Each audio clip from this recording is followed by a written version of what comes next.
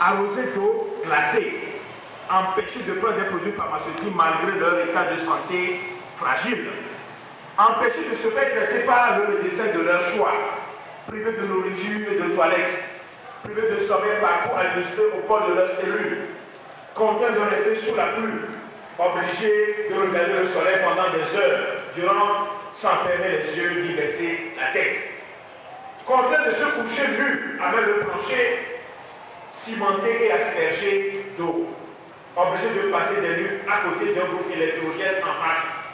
Beaucoup ont été suspendus à des poteaux pendant des heures, dans la cour de l'ANR, soumis à des séances de simulation de peloton d'exécution, soumis à des interrogatoires à des heures tardives, obligés à tenir des insectes bizarres, contraints de rester de jour comme de nuit dans l'obscurité totale, obligés de faire leurs besoins dans des bouteilles d'eau minérale et dans leurs slips, contraints de rester sans recevoir son avocat ou leur avocat, ni leur famille, et que sais-je encore. Là, vous êtes curieux pour voir ce qui va se dire pour cette conférence de presse. Et comme c'est une conférence de presse, ce n'est pas à moi de poser des questions. Je ne suis pas journaliste, même si je l'ai écrit. Mais le plus important dans tout ce que j'ai entendu, surtout les interventions de Maître Bouti tout à l'heure, il faisait allusion à la pauvreté autour. Il a parlé de Mandoury, comment les gens souffrent. Et il y a eu une étude commandée par le gouvernement togolais qui comprend et qui dit clairement qu'à Gabon, aujourd'hui, il y a 90% qui vivent sous le seuil de la pauvreté. 90% de la population. À Kara, ça fait 70%. Et sur le territoire national, ça fait 61% qui vivent sous le seuil de la pauvreté. Et quand nous parlons sur le seuil de la pauvreté, c'est 700 francs par jour. Or, il est difficile aujourd'hui de voir les gens avoir 500 francs par jour. Nos jeunes frères étudiants qui font des étudiants avant d'aller au cours pour pouvoir suivre, aujourd'hui sont traqués. En tant que syndicaliste, ça me fait dans le cœur, et je voudrais interpeller nos amis journalistes. C'est à eux de jouer un grand rôle dans ce combat d'aujourd'hui. Ce n'est plus un combat de littérature, mais c'est un combat d'appeler à l'action vraie. On nous appelle pour le 12 janvier prochain que nos amis journalistes, sur toutes les ondes, dans toutes les presses, appellent le peuple à descendre dans la rue le 12 janvier prochain pour qu'on manifeste notre désarroi face à l'impunité, aussi bien politique, de justice et également économique. Parce que, comme quelqu'un l'a dit, il y en a qui aujourd'hui vont à la maison avec des sacs pour que nous appelons pour le côté rempli de millions au même moment. Ceux qui travaillent réellement n'ont même pas sans effort la fin du mois. Je ne sais pas si je vais plaire à beaucoup de gens ici. Vous voulez bien m'en excuser. Je ne sais pas si je vais plaire à des gens ici. Mais je vais dire, en tant que journaliste d'abord et en tant que citoyen, que je suis toujours abasourdi quand on fait une litanie des violations des droits de l'homme dans mon pays. Je pleure intérieurement. Et que vous devez l'entendre dans ma voix. Mais je vais rebondir tout de suite avec mon ami qui vient de parler, c'est-à-dire M. Bénédicte Akwete, qui demande à nos autres journalistes de faire écho de ce qui s'est passé ici. Je voudrais lui dire, M. Bénédicte, faites écho de ce qui s'est dit ici dans le syndicat. J'ai dit, je ne vais plaire à personne parce que je pleure intérieurement. J'ai vécu ces situations que vous avez décrites tout à l'heure en 2005. J'ai eu les balles sifflées, un peu près de mes oreilles. J'ai vu des gens morts, j'ai vu des gens tués, violés. Donc, je ne veux plaire personne. Le 12, je voudrais voir la CSTT. Je voulais voir la CNTT.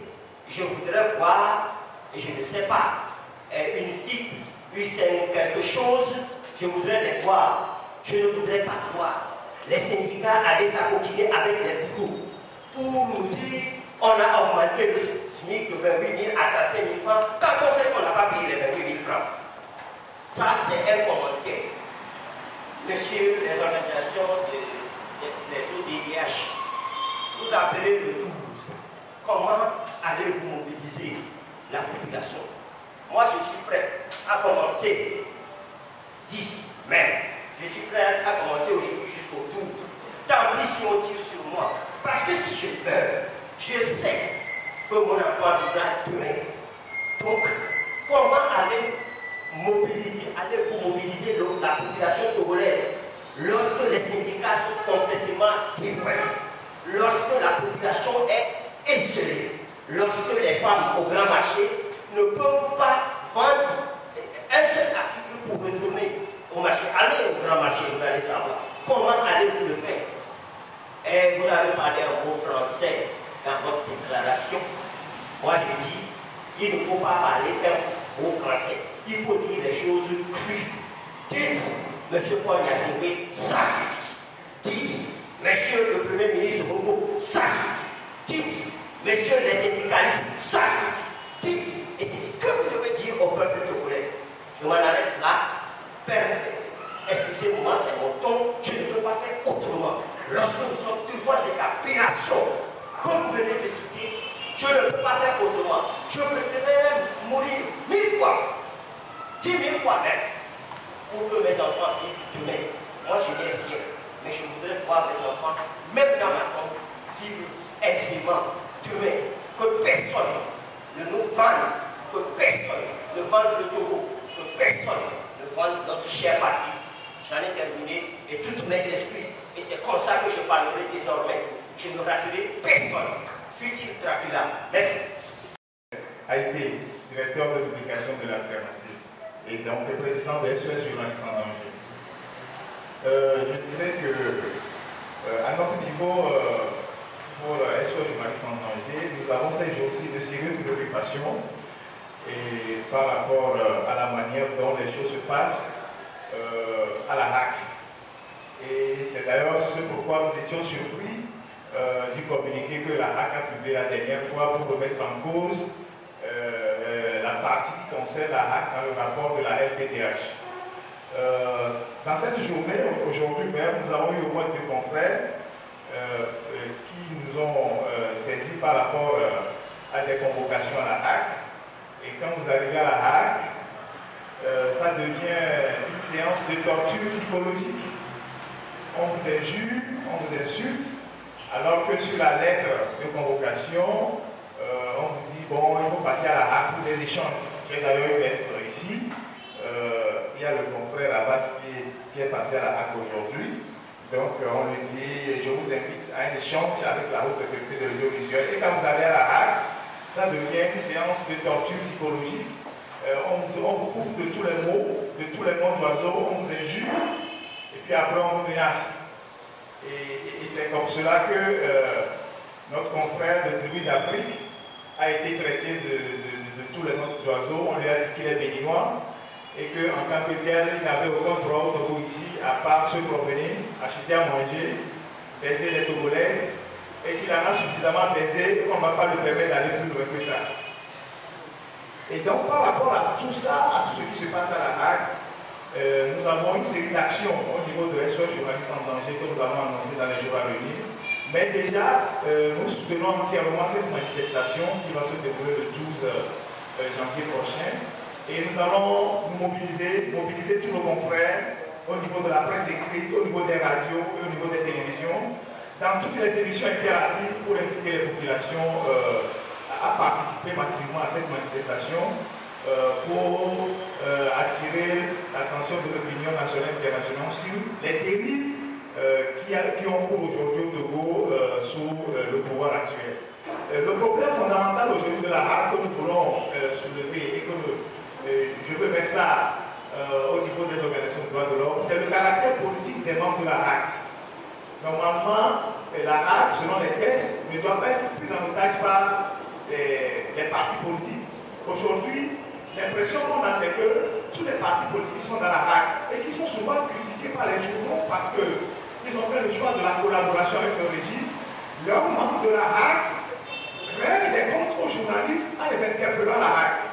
Donc aujourd'hui, vous avez une HAC qui est composée de quoi? Vous avez le président qui est FRPT, vous avez M. Bombao qui est de l'UFC, vous avez M. Donko Balokou qui est du CAR, vous avez... Il y a d'autres membres. Et donc, c'est une hack fondamentalement politique.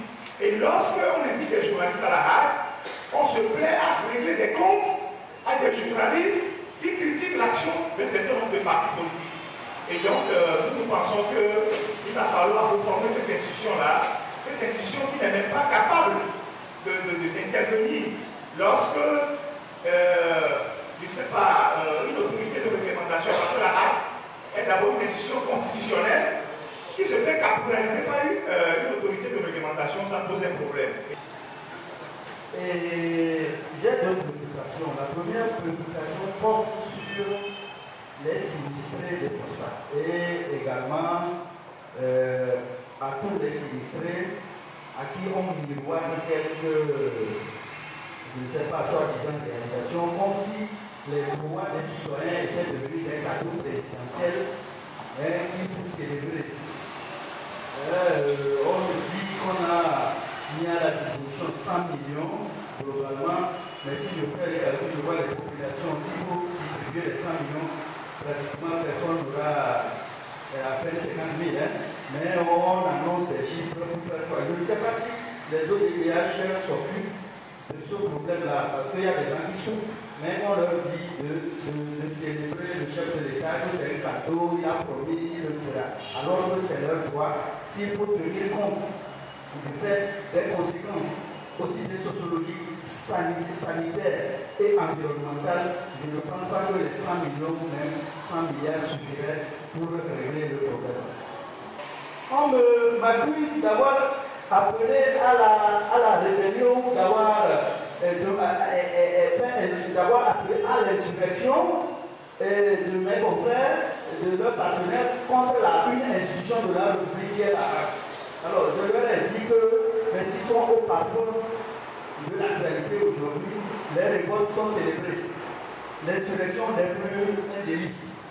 Je voudrais, si vous permettez, remercier les organisations de défense des droits de l'homme qui ont bien voulu, à travers cette conférence de presse, soutenir la Ligue togolaise des droits de l'homme vis-à-vis ou par rapport à son rapport, ce rapport qui a été critiqué maladroitement et malhonnêtement par le gouvernement. Mais au-delà de cela, je voudrais inviter la presse à nous permettre davantage d'atteindre les populations les plus reculées pour expliquer le contenu de ce rapport. Parce que la réaction du gouvernement a atteint tous les coins, même les plus reculés de notre territoire. Malheureusement, notre rapport n'a pas atteint ces coins-là. Et il s'est fait que nous avons eu la chance, la semaine dernière, d'être dans la plupart des préfectures septentrionales du pays. Et cette question nous a été posée.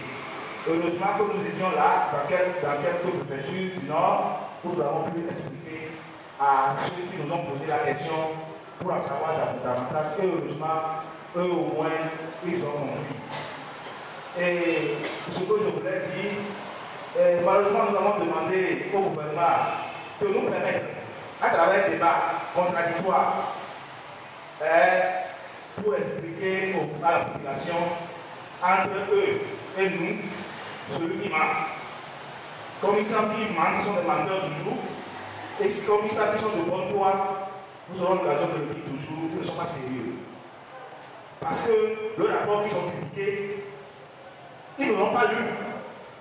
Je vous dis, il y a de cela une semaine, la semaine passée, c'est-à-dire une semaine plus tard, après la publication de ce rapport, après la publication du communiqué du gouvernement, un ministre m'a appelé pour me demander le rapport.